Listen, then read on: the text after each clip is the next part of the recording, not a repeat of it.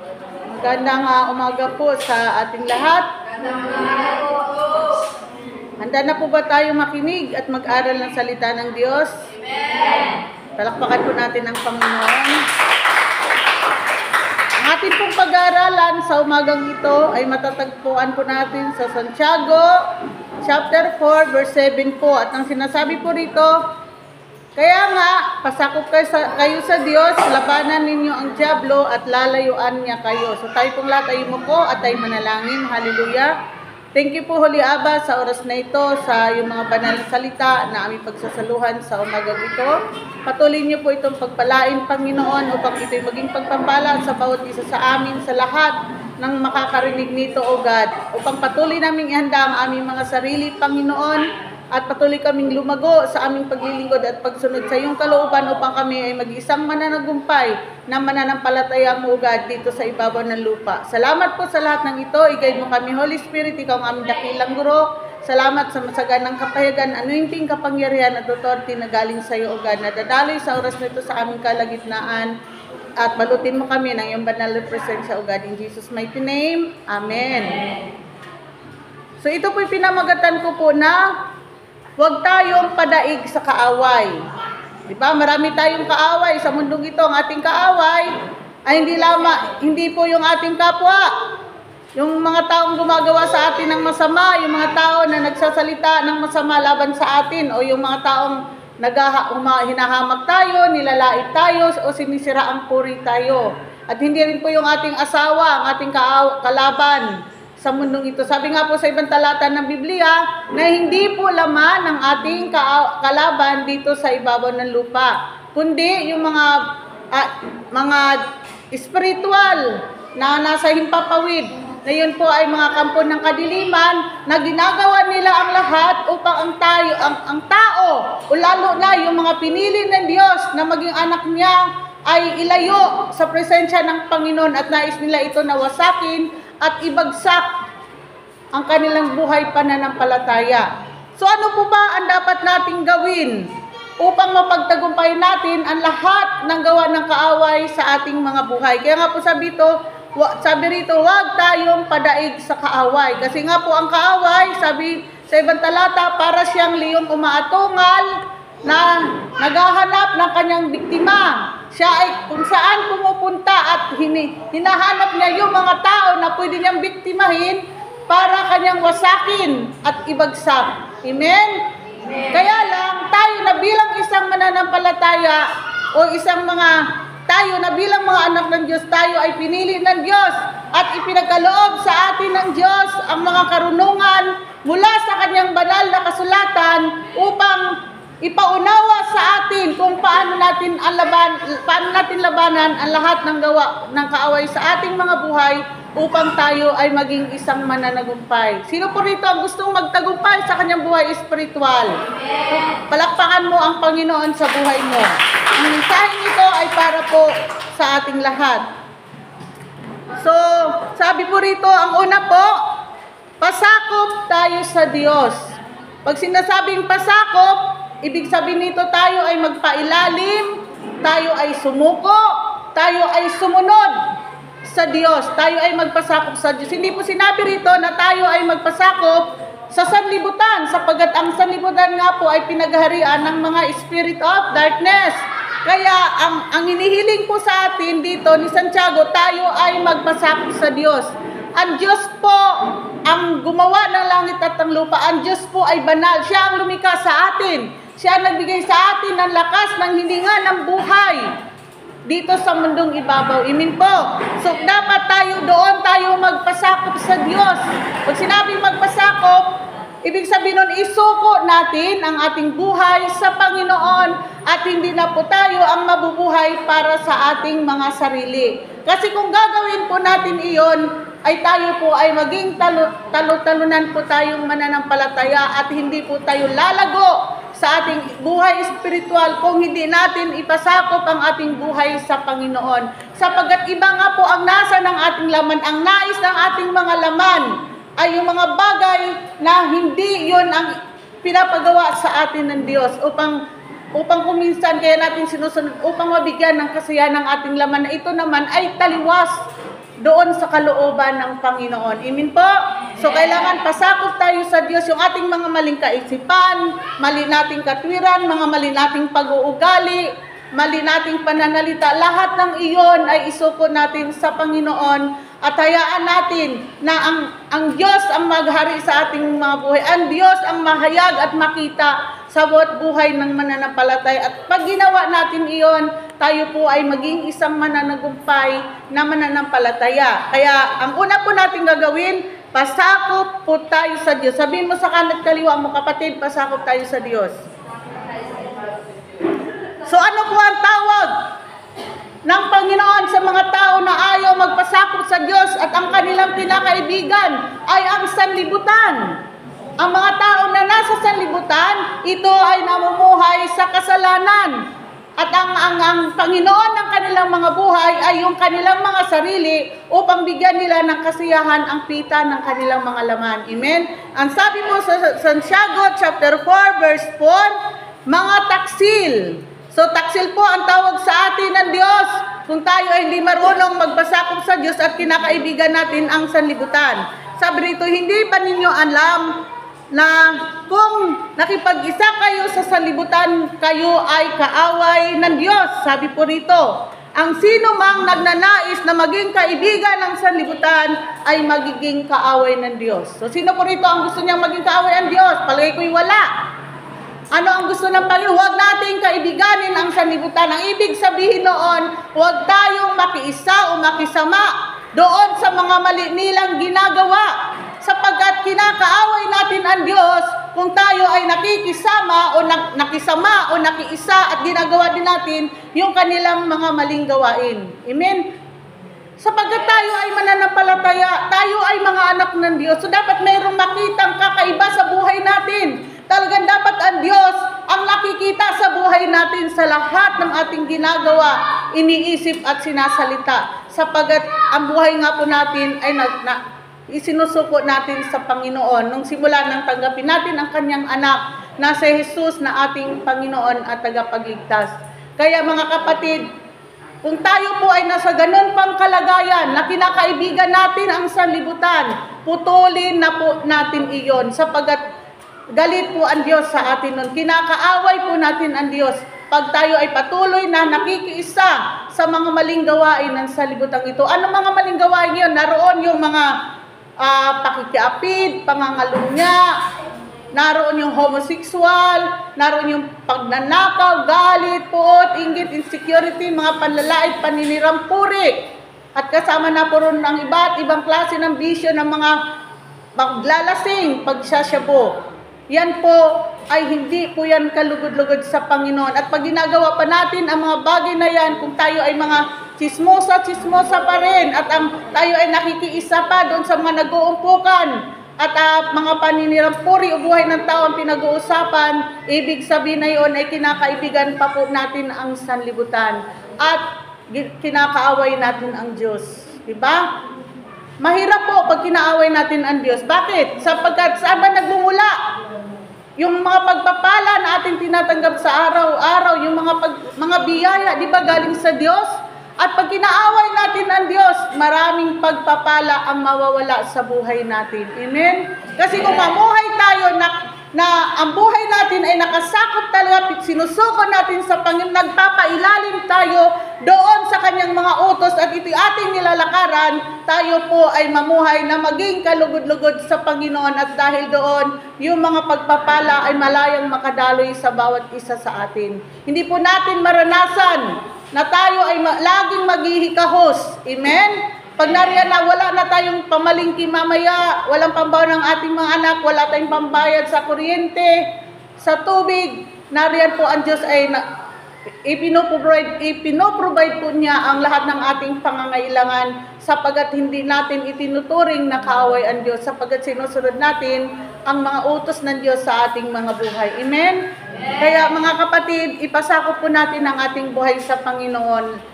Itakwil na po natin ang masamang agos ng mundong ito. Huwag nating kaibiganin ang sanlibutan na huwag tayong makisama sa kanilang mga ginagawa. Ano man ang kanilang ginagawa, dapat hindi na po natin yon ginagawa. Kung nais natin na maranasan natin na tayo ay kalulugdan ng Panginoon at ibibigay niya sa atin ang lahat ng ating pangangailangan.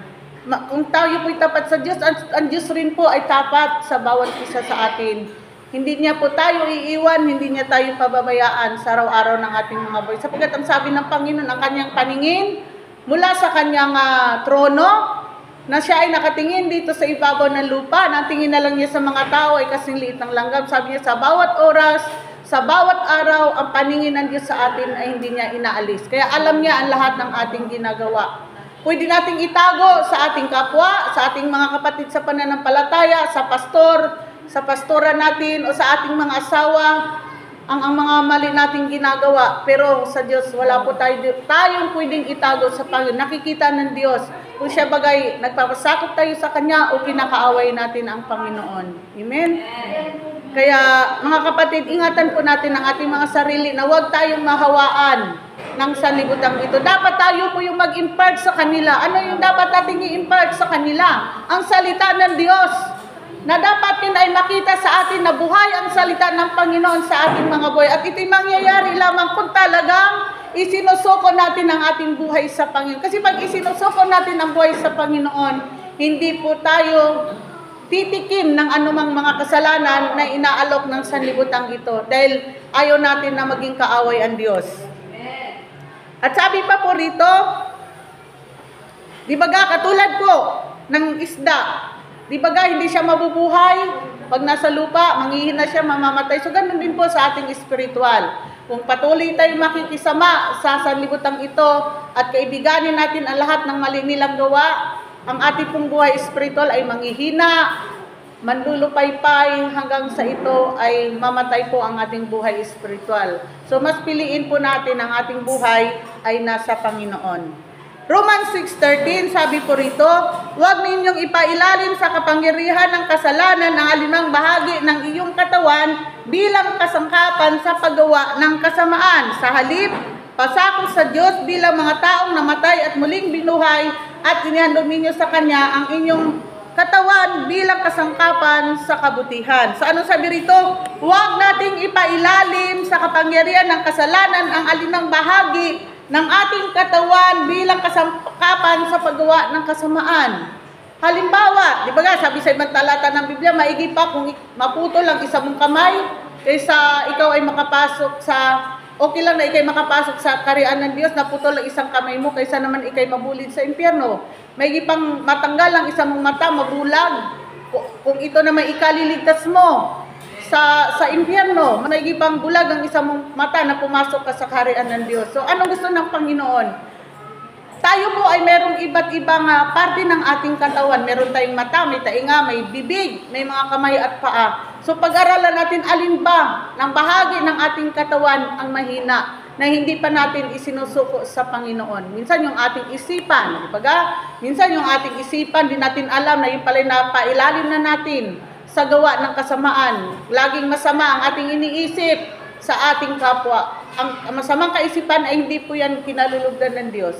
Halimbawa, ang kinakasangkapan ng kaaway sa parte ng ating katawan ay yung ating mga bibig na nariyan, na lumalabas sa ating mga bibig. Ay pag tayo nagagalit sa ating asawa, sa ating mga anak, ay tayo nagmumura pa, mga kapatid. Alisin na po natin iyon. O tayo ay nagsasalita ng mga parang salitang mga sumpa. Alisin na po natin iyon, mga kapatid. Huwag nating hayaan na yung parte ng katawang iyan ay na ginagamit po ng kaaway. Hello? Yung ating mga kamay, hanggang ngayon, tayo ay nagnanakaw pa. Alisin na po natin iyon. Itakwil na po natin. Isuko natin iyon sa Panginoon. Alimang bahagi ng ating katawan, yung ating tainga, na pag nakakarinig tayo ng mga masamang pananalita sa kapwa, pag pumasok sa tainga, dapat hayaan natin ilabas yun sa kabilang tainga. Huwag na nating hayaan na pumasok at lalagay natin sa puso natin at mamaya pinikunto na natin sa iba. Kasi kahit totoo yun, ang sabi ng Panginoon, huwag pa rin po nating ikalat iyon sapagkat mapapahiya ang taong yun. So anong gagawin natin? Ito po yung ating ipanalangin. So lahat ng parte ng ating mga katawan, alin man doon, ang may kahinaan, isuko po natin sa Panginoon at huwag nating hayaan na yun ay magamit na kasangkapan ng espiritu ng kadiliman. So dapat sabi rito, dapat ihandog natin ang ating katawan bilang kasangkapan sa paggawa ng kabutihan. Kaya sabi rito, pasakop kayo sa Diyos bilang namatay na at muling binuhay. Di ba si Kristo namatay? Sa ikatlong araw ay muling nabuhay. So tayo po nung tinanggap natin si Kristo na ating Panginoon at tagapagligtas, katulad ng ginawa sa inyo si Sir Emily, kayo po ay nabautismuhan, na paglubog po ninyo doon sa tubig, buong katawan nilulubog, di ba po, upang sa pag-ahon na inyo, isa na po kayong bagong nilalang, wala na yung luma yung pagkatao, kasama ng nabaon doon sa ilalim ng tubig. Kaya pag-ahon mo, isa ka ng bagong nilalang na ang buhay natin ay na kay Kristo na at nagpapasakop na po tayo doon sa kalooban ng Diyos. Amen? Kaya napakahalaga po ng bautismo, sapagkat yun ay pakikipag-isa natin sa kamatayan ng ating Panginoon nung siya ay inilibing at muling nabuhay. Tayo naman ay inano tayo sa tubig, nilubog tayo at tayo umahon kaagad. At dahil doon, wala na yung ating lumang pagkatao. Ang lumang pagkatao ay sumisimbolo po ito sa mga masamang pita ng laman na dati tayo namumuhay sa kasalanan, pero ngayon dahil sa ating pakikipag-isa sa Panginoon ay hindi na po natin ginagawa ang mga maling gawain nung tayo ay wala pang relasyon kay Kristo at nung tayo ay hindi pa nabautismuhan. So bago na po tayong nilalang. So wag nating hayaan na sa ibang parte ng ating katawan ay magamit ng kaaway upang gawin niyang kasangkapan upang gumawa ng masasama. Kundi gawin nating kasangkapan para sa paggawa ng kabutihan. Ano po ba ang mga kabutihan? Yung tayo ay tumulong sa kapwa, yung tayo ay naglilingkod sa Panginoon, naglilingkod tayo sa ating kapwa, naglilingkod tayo sa ating pamilya, naroon yung ating katapatan. Amen? Na wala tayong ginagawang anumang masama o mga maling motibo para gumawa ng kabutihan sa kapwa, pero may mga mali tayong motibo. Dapat po walang ganayon. So dapat po ialay natin ang ating buhay, ang ating katawan bilang kasangkapan sa paggawa ng kabutihan. So hindi tayo gagawa ng anumang kasamaan kanino man. Hello, lalo na sa mga kapatid natin sa pananampalataya. Yun po yung pagpapasakop natin sa Diyos. Pangalawa, labanan natin ang dyablo. So paano po ba natin labanan ang dyablo? Diba? Tandaan po natin na ang dyablo po, ito ay walang katawan, walang dugo, walang buto po ito. Sila ay mga espiritu, kaso malaang mga masasama ang kanilang ginagawa at hindi sila nagpapasakop sa kalooban ng Diyos. Ang gawain po, ang dyablo po, siya po ay gumagamit ng tao para gumawa ng kasamaan. Kasi hindi naman niya kayang mangwasak ng tao kung hindi naman siya gagamit ng tao. Sapagkat kailangan niyang maninlang o mandaya sa tao, sa kanyang isipan, sa kanyang puso, upang ang tao yung ito ay gumawa ng kasamaan. Kaya nga po pag may mga tao na umaaway sa atin, o anumang ginagawang sa atin na hindi natin gusto, wag po nating papatulan yun. Lagi nating iisipin na hindi yung taong iyon ang nasa likuran noon, kundi yung dyablo na dumadaya sa kanya. Kasi pag nilalabanan natin, pag tayo minura natin, pag tayo isinuntok, susuntokin din natin, pare-parehas na po tayo, na nadaya po tayo ng dyablo. So kasabi, anong gusto ng Panginoon? Ang masama, idaigin natin ng kabutihan. Amen po. Kung ikaw ay inaaway, sinusumpa, o ginagawan ka ng masama, anong sabi ng Panginoon? Ipanalangin natin sila upang tayo maging tunay na mga anak ng Diyos at makamta natin ang mga pagpapala ng Panginoon. Amen? Dahil pag ang isang tao ay gumagawa sa ating ng masama at pinagpipray natin siya, para po tayong bumabato ng bula sa pader na bumabalik po sa atin. So, yung mga pagpapalang iyon, tayo yung tatanggap nun kasi hindi siya karapat-dapat na tumanggap nun. Bakit? Dahil meron siyang mga maling ginagawa sa buhay natin. Amen? So, labanan natin ang dyablo. So, paano po ba natin labanan ang dyablo? Sabi po sa Efeso, chapter 6, 10, verse 10, 11, 12, 13, 14, hanggang 18 po. Sabi rito sa verse 10, magpakatibay tayo sa kalakasang galing sa Panginoon at sa kanyang dakilang kapangyarihan. So saan po tayo magpakatibay? Sa kalakasan na galing sa Panginoon, hindi sa kalakasan ng asawa mo. Hindi sa kalakasan ng mga tao na may kapangyarihan, na may hangganan, ang kapangyarihan o lakas o karunungan na ibinigay sa kanila ng Panginoon. Kasi yung iba, anong ginagawa nila? Pag may gumagawa ng taong masama sa kanila, lumalapit sila kung may makamag-anak sila na halimbawa yung mga sundalo o asawa nila ang sundalo o pulis, doon sila lumalapit, ano nangyari? Lalong lumalaki ang kaguluhan. Hanggang sa pamilya na, lahi na sa lahi ang nag-aaway-away. Tapos na yung mga ninuno nila nag-away, dumadaloy pa hanggang sa mga kapu-apuhan na hindi nagpapatawaran. Pero ang gusto ng Panginoon, sabi niya, magpakatibay tayo sa kalakasan galing sa Panginoon at sa kanyang dakilang kapangyarihan upang patuloy nating labanan ang dyablo. Doon tayo kukuha ng lakas. Doon tayo kukuha sa kanya ng karunungan. Kasi iba ang karunungan ng Panginoon kaysa karunungan ng sanlibutan ito. Iba ang kaparaanan ng Diyos. Ang kaparaanan ng Diyos upang tayo ay malabanan natin ang dyablo. Naroon po lagi yung ating pagtitiwala sa Panginoon. Naroon yung lagi pagiging pagpapakumbaba natin at ilapit natin ito sa Panginoon. Yun yung pangahawakan natin. Yun doon tayo magpakatibay sa kalakasan na galing sa Kanya at sa Kanyang kapangyarihan. Kasi wala naman tayong kapangyarihan na labanan ang dyablo. Amen? Mahina tayo. Nasa laman tayo. At kung wala sa atin ang kapangyarihan ng Diyos at ang kalakasan na galing sa Panginoon, hindi po natin kayang i-overcome ang lahat ng mga atake ng kaaway sa ating mga buhay. Ano yung kasunod? Verse 11, isuot natin ang buong kasuotang pandigma na kaloob ng Diyos upang mapaglabanan ninyo ang mga pakana ng dyablo. Anong isuot? Isuot natin ang buong kasuotan ng pagdigma na kaloob ng Diyos. Ano ang mga ito para mapaglabanan natin ang mga pakana ng dyablo? Sabi rito sa verse 12, sapagkat hindi tayo nakikipaglaban sa mga tao, kundi sa mga pinuno, sa mga may kapangyarihan, sa mga tagapamahala ng kadilimang umiiral sa mundong ito, sa mga hukbong espiritual na kasamaan sa himpapawid. So nasa himpapawid po sila. Sila yung mga milyong anghel na nagrebildo sa Diyos at itinapon po sila sa kalawakan. Kaya ano ang ipinapasuot sa atin ng Diyos? Kaya't gamitin ninyo ang kasuotang pandigma na mula sa Diyos. Sa gayon, makatagal kayo sa pagkipaglaban pagdating ng araw na sumasalakay ang masama upang pagkatapos ng labanan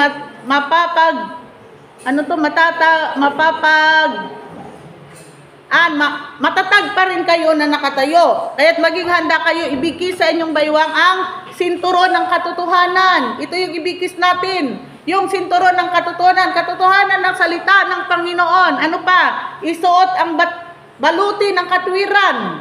Yung baluti, di ba yung baluti na literal ay ginagamit iyon ng mga taong nakikipaglaban sa kanilang kapwa, yung mga sundalo o mga pulis, para hindi sila tamaan, may baluti silang ginagamit. Tayo naman, ang baluti na ating gagamitin para malabanan natin ang dyablo ay ang katwiran ng Panginoon. Ibig sabihin, galing pa rin sa kanyang mga banal na salita. Yun po yung isusuot po natin. Sabi pa rito sa verse 16, lagi niyong gawing panangga ang pananampalataya. So ano yung panangga natin sa kaw? Yung ating pananampalataya sa Diyos. Ano man yung mga problema, pagsubok, dumarating sa ating mga buhay, ano man yung mga palaso na inaatake ng kaaway sa ating mga buhay, kung ating panangga na gagamitin ay pananampalataya natin sa Diyos, hindi po tayo kayang wasakin o ibagsak ng kaaway. Amen? Sapagkat yun yung nagpapalakas sa atin, yung ating pananampalataya sa Diyos. Kaya mahirap pong lumaban sa gawa ng mga spirit of darkness kung wala po tayong pananampalataya sa Diyos, at ang pananampalataya natin ay yung maitutulong ng mga tao dito sa lupa na may kapangyarihan at karunungan na may hangganan ang buhay. Yun po ay kasuklam-suklam sa Panginoon. Kaya ang panangga po natin yung ating pananampalataya sa Diyos. Kasi kung may pananampalataya tayo, alam natin na hindi tayo iiwan, hindi tayo pababayaan ng Diyos sa mga problema na ating naranasan. Ibaga po. So sino po ba rito ang dumanas na ng mga problema sa buhay na siya ay pinabayaan ng Panginoon? Di ba wala? Di ba Ate Emily? Nagkaroon tayo, iba't iba ang mga problema natin sa buhay. Iba't iba yung mga palaso na ginamit ng kaaway sa atin. Pero dahil sa ating pananampalataya, tayo ay matatag pa rin na nakakatayo at hindi tayo naibagsak ng kaaway. Bakit? Sapagkat ang ginamit natin na panangga ay pananampalataya natin sa Diyos. Siya yung ating matibay na muog, tagapagligtas at tagapagtanggol Kaya hindi tayo kayang wasakin ng kaaway. Ano pa? Na siyang papatay sa lahat ng nagliliyab na palaso ng diablo. So yung ating pananampalataya, yan ay makapangyarihan iyan. Yan yung nagpapatay sa nagliliyab na palaso ng kaaway na ibinabato sa bawat isa sa atin. Sapagkat yung ating pananampalataya, doon po kumikilos ng kung anong laki ng ating pananampalataya, yun din po yung laki ng pagkilos ng kapangyarihan ng Diyos sa ating mga buhay. Naalala niyo yung babaeng dinudugo, di ba sabi niya, pananampalataya, pinahawakan niya, na mahawakan man lamang niya ang laylayan ng Panginoon siya ay gagaling. So gano'n din po tayo, kung may malaki rin po tayong pananampalataya, katulad ni Haring David, na napatay niya si Goliath. Ganon din po, magtatagumpay rin po tayo. Kahit gaano man yan kalaking Goliath yung nilagay ng kaaway sa ating harapan, kahit gabundok man yan ng mga problema, pagsubok, hindi po tayo kayang pabagsakin. Bakit? Sapagkat may pananampalataya tayo sa Diyos. At dahil doon, hindi tayo kayang ibagsak ng kaaway. Kaya, napakahalaga na meron po tayong pananampalataya sa Diyos. Amen? Amen. Sabi po rito, verse 17, isuot natin ang helmet ng kaligtasan at gamitin ang tabak ng Espiritu na walang iba kundi ang salita ng Diyos. So, ano sabi? Isuot natin ang helmet ng kaligtasan. Ito yung panlaban natin sa diablo. At gamitin natin ang tabak ng Espiritu. Tandaan natin na ang Holy Spirit ay mas makapangyarihan siya kaysa sa mga espiritu ng kadiliman at ng libot ng ito. Kaya pag nasa atin ang Holy Spirit, ito ay pwede rin po natin gamiting tabak para panlaban sa kaaway. Yung helmet ng kaligtasan, yung ating kaligtasan na tinanggap natin sa Jesus na ating Panginoon at tagapagligtas, yun po ay gamitin nating helmet. Amen po, yung kaligtasan na tinanggap natin mula sa Panginoon. At ano pa, ang salita ng Diyos, ang salita ng Diyos ay very powerful po yan, ang salita ng Panginoon. Yan po ay makapangyarihan. Yan ay hindi bumabalik na walang kabuluhan. Ang salita ng Panginoon, pag binibigkas po natin, pwede rin po natin iyang gamiting tabak para panlaban po sa kaaway. Di ba? Pag sinabi ng kaaway, wala, mamatay ka na. Malala na yung karamdaman mo. Paano pwede mong sabihin, may pananampalataya ako sa Diyos. At ang sabi ng Panginoon, pwede natin sabihin yun, na ang sino mang nananalig sa Diyos ay hindi mabibigo at hindi mapamahiya. Pwede nating panghawakan iyon, ang salita ng Panginoon. Kaya kung may pananampalataya tayo sa salita ng Diyos, kapatid, gamitin natin yun pag ang mga kaaway umatake sa ating buhay. Amen? Sapagkat tandaan natin, ang kaaway ay talunan na po siya 2,000 taon ng mahigit nung namatay ang ating Panginoon doon sa krus ng Kalbaryo. Amen? Kaya kailangan po gamitin natin ang tabak ng Espiritu, walang iba kundi ang salita ng Diyos. Yung salita ng Diyos, ang atin pong tabak at ang kanyang Holy Spirit. Ang salita ng Diyos, sabi nga doon sa ibang talata ng Biblia na hindi siya ay makapangyarihan, siya ay katulad sa isang tabak na magkabilay talim, na ito'y pumapasok hanggang sa ating kasukasuan, sa ating buto, hanggang sa pinaghiwalay ng ating espiritu at ng ating kaluluwa. So very powerful po ang salita ng Panginoon. Ano pa, verse 18, manalangin kayo sa lahat ng pagkakataon. Kaya napakahalaga na tayo ay nananalangin sapagkat ito yung backbone po natin. Lalo na sa church. Kailangan meron pong nananalangin. Dapat ang bawat isa sa atin ay pinagpipray natin. Hindi lamang ang ating pamilya, hindi lamang ang ating sarili, kundi ang bawat kapatiran ay pinagpipray po natin, lalo na po ang ating pastor na nangunguna sa atin. Amen?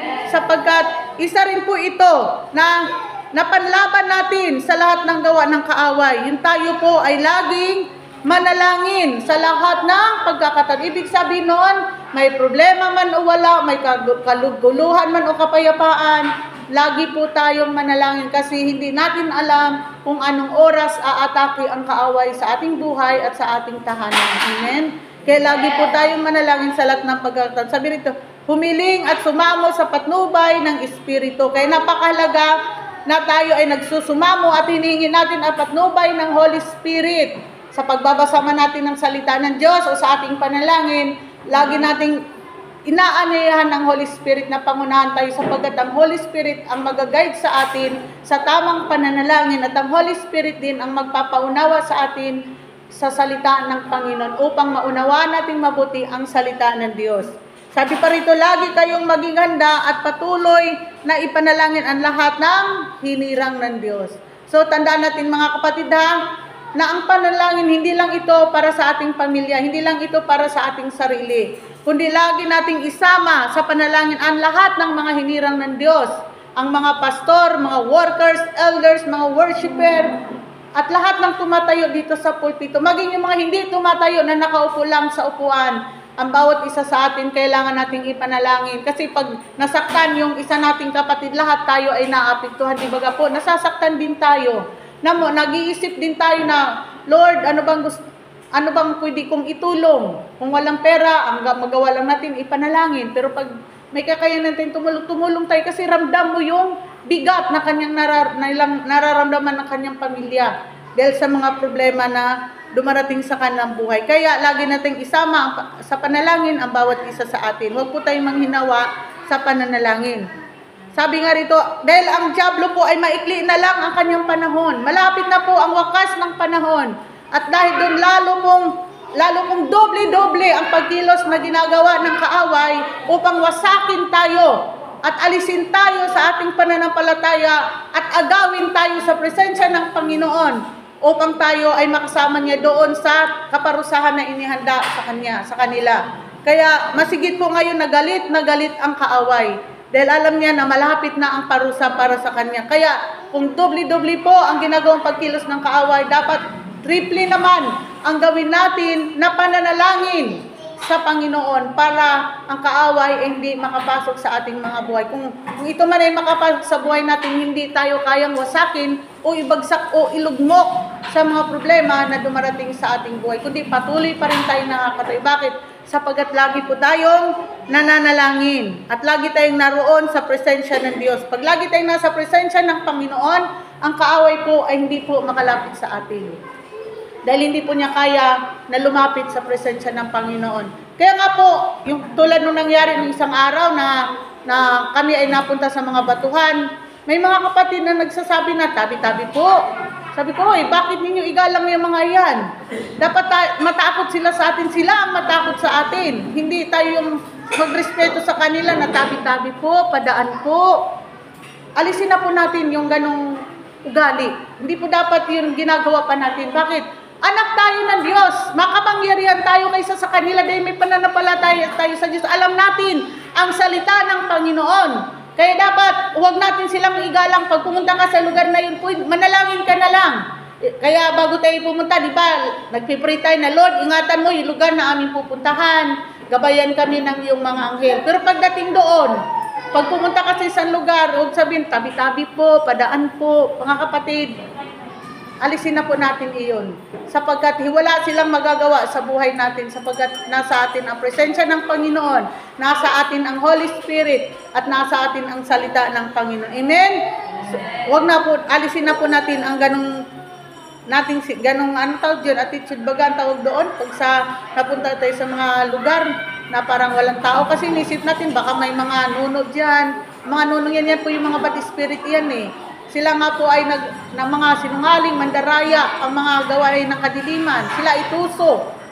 Pwede nilang gayahin. Pwede silang mag-anyong kapre, mag-anyo ng kung diwindi, kung anyo ng mga namatay na tao. Ginagaya po nila iyon. Pero hindi po yun yung mga mahal natin sa buhay. Sapagkat yung mga namatay ay natutulog. Himbing sa pagkatulog, sabi sa ibang talata ng Biblia, at wala silang maalala dun sa mga nabubuhay. At kailan naman silang mabubuhay? Sa second coming, kung sila'y may relasyon kay Kristo. Amen? Kaya wag po tayong maniwala, wag natin silang igalang. Sabi po rito, okay, pangatlo, lalayuan tayo ng dyablo. Ang dyablo po ay lalayo sa atin. Yun yung pangatlo. Una, pasakop ka sa Diyos. Pangalawa, labanan natin ang dyablo. At pangatlo, lalayo sa atin ang dyablo. Kasi hindi natin pwedeng labanan ang dyablo kung hindi muna tayo magpasakop sa Diyos. Wala kasi tayong lakas. Kapangyarihan kung paano sila labanan. So ang una muna, pasakop tayo sa Diyos. At kung tayo nagpasakop sa Diyos, lalabanan natin ang dyablo sapagkat pag nagpasakop tayo sa Diyos, naroon na sa atin ang lahat ng mga sandatang makapangyarihan upang tayo ay huwag madaig ng kaaway. At dahil nalalabanan na natin ang dyablo, siya po ay lalayo na po sa atin. Kasi mapapahiya siya. Sabi niya, pagod na ako sa taong ito. Sawang-sawa na ako. Kung ano nang ginawa-gawa kong pagtambling-tambling sa harapan niya para siya ay mahulog sa lahat ng uri ng tukso, ay hindi ko kaya. Sapagkat matindi ang pananalig ng taong ito sa kanyang Diyos. Kaya anong gagawin ng dyablo? Siya ay aalis, siya ay lalayo na laang. Sapagkat siya ay napapahiya dahil hindi niya kayang alukin ng kasalanan ang taong ito. Amen? Kasi ang buhay nga niya ay nagpapasakop sa Diyos. Ang sabi po, di ba naalala natin nung ang Panginoon ay nag-fasting siya ng 40 days? Di ba? After, nung nubati yung 40 araw, siya ay nagutom. At dahil doon, pinuntahan siya ng dyablo. Anong sabi ng dyablo sa kanya? Kung ikaw ay tunay na anak ng Diyos, gawin mo. Sabi po rito, babasahin ko po dumating ang dyablo at sinabi sa kanya, kung ikaw ang anak ng Diyos, gawin mo ang tinapay ang mga batong ito. Ngunit, sumagot si Jesus, nasusulat hindi lamang sa tinapay, nabubuhay ang tao, kundi sa bawat salitang nagmumula sa bibig ng Diyos. Pangalawa, pagkatapos, hindi niya natukso ang ating Panginoon na gawing tinapay yung mga bato. Kasi nakita niya, gutom na. Pagkatapos, dinala niya uli si Jesus sa Jerusalem at doon sa banal na lungsod, pinatayo sa taluktok ng templo. At sinabi sa kanya, kung ikaw ang anak ng Diyos, magpatihulog ka sapagkat nasusulat sa kanyang mga anghel, ikay itagubilin sa kanilang mga kamay, ikay alalayan ng sa mga bato mo'y hindi ka masaktan. Natukso ba niya ang Panginoon? Di ba? Hindi rin. Kaya ano uling ginawa ng kaaway? Gumagamit pa siya ng salita ng Diyos, ha? Ano yung ginawa pangatlo? Ngunit sumagot si Jesus, nasusulat din naman, huwag mong susubukin ang Panginoon ng Diyos. Dinala ulit siya ng dyablo sa isang napakataas na bundok at ipinakita sa kanya ang lahat ng kaharian sa daigdig at ang karangyaan ng mga ito. Sinabi ng dyablo sa kanya, ibigay ko sa iyo ang lahat ng ito kung magpapatira pa ka at sasamba ka sa akin. Anong sinagot ng Panginoon? Sumagot si Jesus, lumayas ka Satanas sapagkat nasusulat, ang Panginoon mong Diyos ang dapat mong sambahin at siya lamang ang dapat mong paglingkuran. At dahil napahiya ang kaaway sapagkat lahat ginawa na niya para tuksohin ang Panginoon, ano ang ginawa ng kaaway? Iniwan siya ng dyablo. Bakit napahiya ang dyablo? Kasi lahat ng mga inaalok niya sa Panginoon ay hindi po niya nahulog, hindi po niya naakit niya ang Panginoon para sumamba sa kanya, para gawing tinapay yung mga bato o siya ay magpatihulog. Hindi po ginawa ng Panginoon. At dahil napahiya siya ay umalis, lumayo siya sa Panginoon. So ganun din po tayo. Kung ang kaaway ay gumagawa siya ng lahat ng kaparaanan para tayo ay tuksuhin niya upang tayo ay magkasala sa Panginoon at masira yung ating relasyon sa Diyos. At ito'y ating na-overcome ang lahat ng ito at hindi natin tinanggap ang lahat ng mga tukso na ginawa niya.